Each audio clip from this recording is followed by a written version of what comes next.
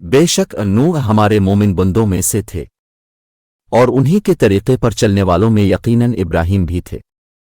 سلام ہو نوح پر دنیا جہان کے لوگوں میں۔ ہم نے نوح کو ان کی قوم کے پاس بھیجا کہ اپنی قوم کو خبردار کرو قبل اس کے کہ ان پر کوئی دردناک عذاب آ کھڑا ہو۔ اور ہم نے نوح کو ان کی قوم کے پاس بھیجا تھا، چنانچہ 50 کم 1000 سال تک وہ ان کے درمیان رہے، پھر ان کو طوفان نے آ پکڑا اور وہ ظالم لوگ تھے۔ چنانچہ انہوں نے اپنی قوم سے کہا کہ اے میری قوم، میں تمہارے لیے ایک صاف صاف خبردار کرنے والا ہوں کہ اللہ کی عبادت کرو اور اس سے ڈرو اور میرا کہنا مانو۔ میں تمہیں اپنے رب کے پیغامات پہنچاتا ہوں اور تمہارا بھلا چاہتا ہوں، مجھے اللہ کی طرف سے ایسی باتوں کا علم ہے جن کا تمہیں پتہ نہیں ہے۔ چنانچہ میں نے کہا کہ اپنے پروردگار سے مغفرت مانگو اور یقین جانو وہ بہت بخشنے والا ہے، وہ تم پر آسمان سے خوب بارشیں برسائے گا اور تمہارے مال اور اولاد میں ترقی دے گا اور تمہارے لیے باغات پیدا کرے گا اور تمہاری خاطر نہریں مہیا کر دے گا۔ تمہیں کیا ہو گیا ہے کہ تم اللہ کی عظمت سے بالکل نہیں ڈرتے، حالانکہ اس نے تمہیں تخلیق کے مختلف مرحلوں سے گزار کر پیدا کیا ہے؟ کیا تم نے یہ نہیں دیکھا کہ اللہ نے کس طرح 7 آسمان اوپر تلے پیدا فرمائے ہیں اور ان میں چاند کو نور بنا کر اور سورج کو چراغ بنا کر پیدا کیا ہے؟ اور اللہ نے تمہیں زمین سے بہترین طریقے پر اگایا ہے، پھر وہ تمہیں دوبارہ اسی میں بھیج دے گا اور وہیں سے پھر باہر نکال کھڑا کرے گا۔ اور اللہ نے ہی تمہارے لیے زمین کو ایک فرش بنا دیا ہے تاکہ تم اس کے کھلے ہوئے راستوں پر چلو۔ ان کی قوم کے سرداروں نے کہا، ہم تو یقینی طور پر دیکھ رہے ہیں کہ تم کھلی گمراہی میں مبتلا ہو، اور ہمیں تم میں کوئی ایسی بات بھی دکھائی نہیں دیتی جس کی وجہ سے ہم پر تمہیں کوئی فضیلت حاصل ہو، تم سب جھوٹے ہو۔ نوح نے کہا، اے میری قوم، ذرا مجھے یہ بتاؤ کہ اگر میں اپنے پروردگار کی طرف سے آئی ہوئی ایک روشن ہدایت پر قائم ہو اور اس نے مجھے خاص اپنے پاس سے ایک رحمت یعنی نبوت عطا فرمائی ہے، پھر بھی وہ تو تمہیں سجھائی نہیں دے رہی، تو کیا ہم اس کو تم پر زبردستی مسلط کر دیں جبکہ تم اسے ناپسند کرتے ہو؟ اور اے میری قوم، میں اس تبلیغ پر تم سے کوئی مال نہیں مانگتا، میرا اجر اللہ کے سوا کسی اور نے ذمے نہیں لیا، اور جو لوگ ایمان لا چکے ہیں میں ان کو دھتکارنے والا نہیں ہوں، ان سب کو اپنے رب سے جا ملنا ہے۔ لیکن میں تو یہ دیکھ رہا ہوں کہ تم ایسے لوگ ہو جو نادانی کی باتیں کر رہے ہو۔ اور اے میری قوم، اگر میں ان لوگوں کو دھتکار دوں تو کون مجھے اللہ کی پکڑ سے بچائے گا؟ کیا تم پھر بھی دھیان نہیں دو گے؟ انہوں نے کہا کہ اے نوح، تم ہم سے بحث کر چکے اور بہت بحث کر چکے، اب اگر تم سچے ہو تو لے آؤ وہ عذاب جس کی دھمکی ہمیں دے رہے ہو۔ نوح نے کہا کہ اسے تو اللہ ہی تمہارے پاس لے کر آئے گا اگر چاہے گا، اور تم اسے بے بس نہیں کر سکتے۔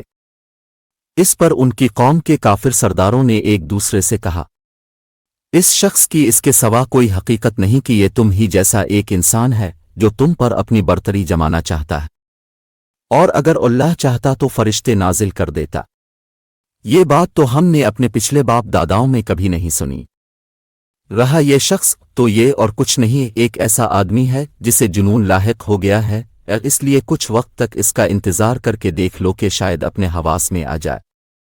وہ کہنے لگے، اے نوح، اگر تم باز نہ آئے تو تمہیں پتھر مار مار کر ہلاک کر دیا جائے گا۔ پھر نوح نے اللہ تعالیٰ سے کہا کہ میرے پروردگار، میں نے اپنی قوم کو رات دن حق کی دعوت دی ہے، لیکن میری دعوت کا اس کے سوا کوئی نتیجہ نہیں ہوا کہ وہ اور زیادہ بھاگنے لگے، اور میں نے جب بھی انہیں دعوت دی تاکہ اب ان کی مغفرت فرمائیں، انہوں نے اپنی انگلیاں اپنے کانوں میں دے لیں، اپنے کپڑے اپنے اوپر لپیٹ لیے، اپنی بات پر اڑے رہے اور تکبر ہی تکبر کا مظاہرہ کرتے رہے۔ پھر میں نے انہیں پکار پکار کر دعوت دی۔ نوح نے کہا، اے میرے پروردگار، حقیقت یہ ہے کہ ان لوگوں نے میرا کہنا نہیں مانا اور ان کو سرداروں کے پیچھے چل پڑے جن کو ان کے مال اور اولاد نے نقصان پہنچانے کے سوا کچھ نہیں دیا، اور انہوں نے بڑی بھاری مکاری سے کام لیا ہے، اور اپنے آدمیوں سے کہا ہے کہ اپنے معبودوں کو ہرگز مت چھوڑنا، نہ ود اور سوا کو کسی صورت میں چھوڑنا، اور نہ یغوث، یعوق اور نصر کو چھوڑنا۔ اور نوح کے پاس وحی بھیجی گئی کہ تمہاری قوم میں سے جو لوگ اب تک ایمان لا چکے ہیں ان کے سوا اب کوئی اور ایمان نہیں لائے گا، لہذا جو حرکتیں یہ لوگ کرتے رہے ہیں تم ان پر صدمہ نہ کرو۔ इस तरह उन्होंने बहुत सों को गुमराह कर दिया है, लिहाजा या रब अब भी उनको गुमराही के सिवा किसी और चीज में तरक्की ना दीजिए।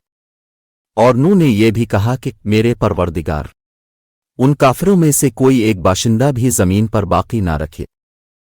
चुनांचे हमने उनके पास वही भेजी कि तुम हमारी निगरानी में और हमारी वही के मुताबिक कश्ती बनाओ।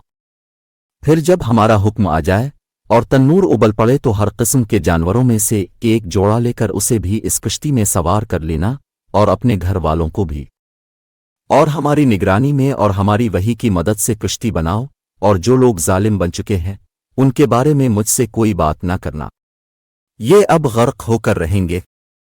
चुनांचे वो कश्ती बनाने लगे, और जब भी उनकी कौम के कुछ सरदार उनके पास से गुजरते तो उनका मजाक उड़ाते थे। नूह ने कहा कि अगर तुम हम पर हंसते हो तो जैसे तुम हंस रहे हो उसी तरह हम भी तुम पर हंसते हैं।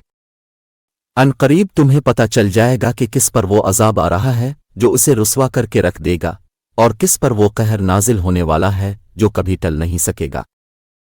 यहां तक कि जब हमारा हुक्म आ गया और तन्नूर उबल पड़ा तो हमने नूह से यह कहा कि इस कश्ती में हर किस्म के जानवरों में से दो दो के जोड़े सवार कर लो, और तुम्हारे घर वालों में से जिनके बारे में पहले कहा जा चुका है कि वो कुफर की वजह से गर्क होंगे, से उनको छोड़कर बाकी घर वालों को भी और जितने लोग ईमान लाए हैं उनको भी साथ ले लो।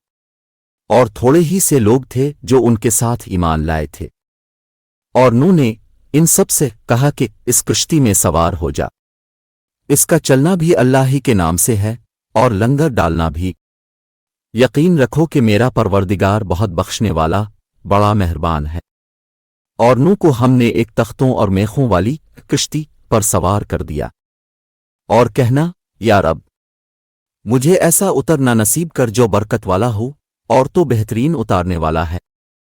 चुनांचे हमने टूटकर बरसने वाले पानी से आसमान के दरवाजे खोल दिए और जमीन को फाड़कर चश्मों में तब्दील कर दिया, और इस तरह दोनों किस्म का सारा पानी इस काम के लिए मिल गया जो मुकद्दर हो चुका था, जो हमारी निगरानी में रवां दवां थी, ताकि इस पैगंबर का बदला लिया जाए जिसकी नाकदरी की गई थी, ताकि हम इस वाक़ये को तुम्हारे लिए सबक आमोज बना दें और याद रखने वाले कान इसे सुनकर याद रखें।